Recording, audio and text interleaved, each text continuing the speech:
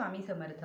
24 October 2024 वार गुरुवार रोजी गुरुपुष्यामृत योग आहे आणि या गुरुपुष्यामृत योगावरती आपण आपल्या गुरुची इष्टदेवतेची सेवा करत असतो. आणि असं म्हणतात की गुरुपुष्यामृत योगावरती आपण जी सेवा करतो त्याचा आपल्याला दुपटीने फळ मिळत असतो. तर आजच्या या व्हिडिओमध्ये आपण पाहणार आहोत गुरुपुष्यामृत योगावरती आपल्या स्वामी समर्थ महाराजांची आपल्याला कुठली सेवा करायची आहे की जेणेकरून आपल्या इच्छा पूर्ण होतील, संकट दूर होतील आणि महाराजांचा कृपा आशीर्वाद आपल्यावरती आणि आपल्या कुटुंबावरती राहील. तर त्याबद्दलचीच माहिती आजच्या व्हिडिओमध्ये आपण जाणून घेणार आहोत. तत्पूर्वी तुम्ही चॅनलवरती नवीन असाल तर चॅनलला जरूर सबस्क्राईब करा आणि कमेंटमध्ये श्री स्वामी समर्थ लिहायला विसरू नका. तर गुरुपुष्यामृत योगाच्या दिवशी तुम्ही सकाळी लवकर उठा, अंघोळीच्या पाण्यामध्ये चिमूटभर हळद टाकून त्याने तुम्हाला स्नान करायचं आहे. असं केल्यामुळे तुमचा जो गुरुग्रह आहे तो मजबूत होतो आणि गुरुग्रह मजबूत करण्यासाठी हे छोटे छोटे उपाय जे असतात ते तुम्हाला आवर्जून करायचे आहेत. त्यानंतर स्वच्छ वस्त्र परिधान करा. त्यानंतर तुम्हाला सूर्यदेवांना अर्घ्य द्यायचा आहे. सूर्यदेवांना अर्घ्य देण्याच्या वेळी तुम्ही तांब्या घ्या, त्यामध्ये पाणी घ्या, हळद, कुंकू, अक्षता, एक लाल फूल टाका आणि त्याने सूर्यदेवांना अर्घ्य द्या. सूर्यदेवांना अर्घ्य देत असताना ओम गृहिणी सूर्याय नमः या मंत्राचा जप करत अर्घ्य द्यायचा आहे. हळूहळू तुम्हाला पाणी सूर्यदेवांना अर्घ्य द्यायचं आहे आणि ते पाणी तुमच्या पायावर उडणार नाही याची तुम्हाला दक्षता घ्यायची आहे. त्यानंतर तुम्ही 7 वेळा प्रदक्षिणा घालत ओम गृहिणी सूर्याय नमः या मंत्राचा जप करून मनोभावे नमस्कार करायचा आहे. त्याच्यानंतर तुम्हाला तुळशी मातेची पूजा करायची आहे. तुळशी मातेला तुम्ही जेव्हा एक तांब्याभर पाणी अर्पण करणार आहात त्यामध्ये चिमूटभर हळद टाकून ती अर्पण करा. यामुळे तुमच्या इच्छित मनोकामना पूर्ण होऊन तुमचा गुरुग्रह मजबूत होतो आणि भगवान श्री हरी विष्णू माता लक्ष्मी सुद्धा प्रसन्न होते आणि त्यांचाही आशीर्वाद तुम्हाला मिळत असतो. त्याचबरोबर गुरुवारच्या दिवशी किंवा गुरुपुष्यामृत योगावरती 1 चमचाभर कच्चं दूध तुम्हाला तुळशी मातेला अर्पण करायचं आहे. यामुळे तुमच्या ज्या काही आर्थिक समस्या आहेत की ज्याला तुम्ही तोंड देत आहात, पैशाच्या रिलेटेड तुमच्या ज्या काही समस्या आहेत त्या दूर होतात आणि तुम्हाला कधीच आर्थिक चणचण भासत नाही, कारण माता लक्ष्मीचा वास मग तुमच्या घरामध्ये सदैव राहतो. नंतर तुम्ही तुळशी मातेची विधिवत पूजा करा. तुळशी मातेला 7 किंवा 11 प्रदक्षिणा घाला. या प्रदक्षिणा घालत असताना ओम नमो भगवते वासुदेवाय या मंत्राचा जप करायचा आहे. त्यानंतर तुमची जी नित्य देवपूजा आहे ती करून घ्या. गुरुवारचा दिवस आहे त्यामुळे स्वामींचा अभिषेक तर आपल्याला करायचाच आहे. हा अभिषेक तुम्ही पंचामृतने करा किंवा मग तुम्ही दूध, साखर, दही अशा गोष्टी 5 गोष्टी वापरून तुम्ही अभिषेक करू शकता. अभिषेक करत असताना श्री स्वामी समर्थ या मंत्राचा जप तुम्हाला चालू ठेवायचा आहे. मूर्ती स्वच्छ पाण्याने परत एकदा धुवून ती स्थापन करा. गंध लावा, अक्षता, फुले वाहा, धूप, दीप, अगरबत्ती ओवाळा. त्याचप्रमाणे स्वामींच्या आरती करायच्या आहे. तर आता गुरुपुष्यामृत योगावरती तुम्हाला स्वामींच्या कुठल्या सेवा करायच्या आहेत, तर सर्वात पहिलं तर तुम्हाला गुरुपुष्यामृत योगावरती स्वामी समर्थ महाराजांना अभिषेक करून विधिवत पद्धतीने पूजा करायची आहे. त्यानंतर तुम्हाला 11 माळी श्री स्वामी समर्थ या षडाक्षरी मंत्राचा जप करायचा आहे.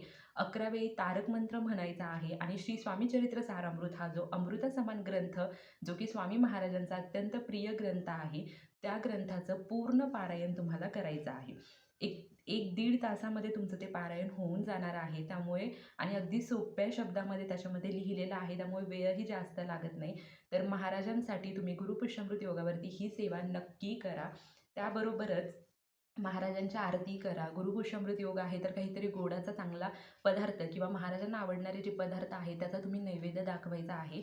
तर अगदी छोट्या छोट्या सेवा आहेत, पण या सेवा केल्याने महाराजांचा कृपा आशीर्वाद जर आपल्याला मिळणार असेल तर नक्कीच तुम्ही या सेवा करा. त्याबरोबरच गुरुपुष्यामृत योगावरती तुम्हाला आपल्या घराचा उंबरा लेपन करायचा आहे.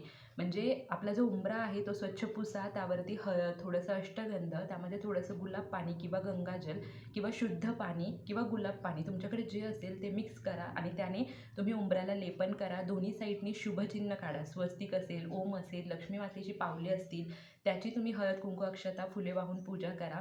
पायरीच्या खाली तुम्ही रांगोळी काढा, त्याचीही हळद, कुंकू, अक्षता, फुले वाहून पूजा करा.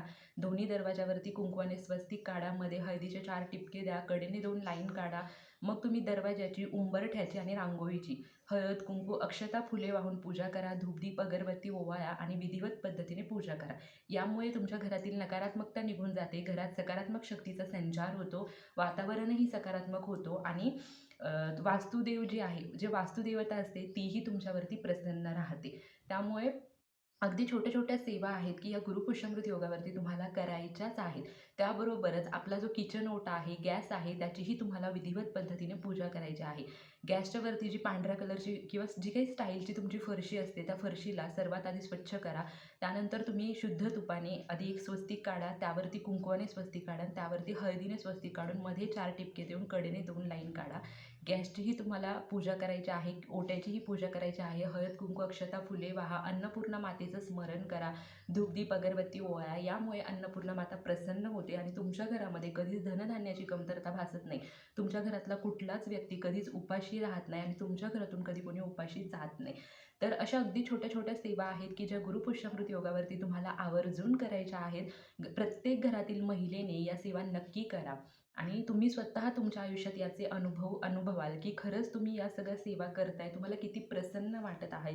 तुम्हाला वेगवेगळ्या गोष्टींचे अनुभवही यामुळे येणार आहेत. तुमची काही मनोकामना असेल तर तुम्ही ती मनोकामना देवाला सांगून तुम्ही या सर्व सेवा करू शकता. आणि अगदीच तुमची काहीच मनोकामना नसेल, पण असं कधीच होत नाही की कोणाची काही इच्छा नसते. प्रत्येकाची इच्छा असते आणि आपण त्या इच्छेसाठीच काही ना काहीतरी करत असतो.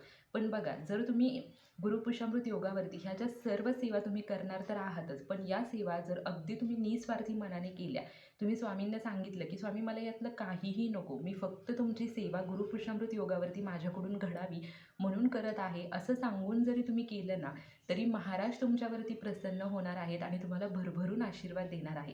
कारण महाराजांना माहिती असतं की तुम्हाला काय हवं आहे. जरी तुम्ही ते नाही मागितलं तरीसुद्धा महाराज तुम्हाला ते नक्कीच देणार आहे. जेव्हा तुमची वेळ येईल ना, तेव्हा तुम्हाला भरभरून महाराज देतील की तुम्हाला ते घेण्यासाठी ओंजळसुद्धा अपूर्ण पडेल. त्यामुळे महाराजांवर विश्वास ठेवा, श्रद्धा ठेवा, संयम ठेवा. त्यामुळे एखाद्या गोष्ट मिळण्यासाठी तुम्हाला जरा वेळ लागत असेल तर संयम, श्रद्धा ठेवा. कारण कुठेतरी जी गोष्ट तुम्हाला आत्ता मिळणार आहे त्याच्यापेक्षा दुपटीने एखादी गोष्ट तुम्हाला चांगली मिळणार आहे आणि त्यासाठी थोडासा संयम लागला तरीही चालेल. पण संयम ठेवायला शिका, महाराजांवर विश्वास ठेवा, श्रद्धा ठेवा. बघा, तुमचीही एक ना एक दिवस जी काही इच्छा आहे ना ती पूर्ण नक्कीच होणार. तर अगदी निस्वार्थी मनाने महाराजांची सेवा करा आणि गुरुपुष्यामृत योगाचे अनुभव घ्या. तर अगदी छोटीशी माहिती होती, झालेली माहिती. झालेली सेवा मी महाराजांच्या चरणी अर्पण करते. तुम्हाला हा व्हिडिओ आवडला असेल तर व्हिडिओला लाईक, शेअर, कमेंट नक्की करा. Shri Swami Samarth. Bless you all.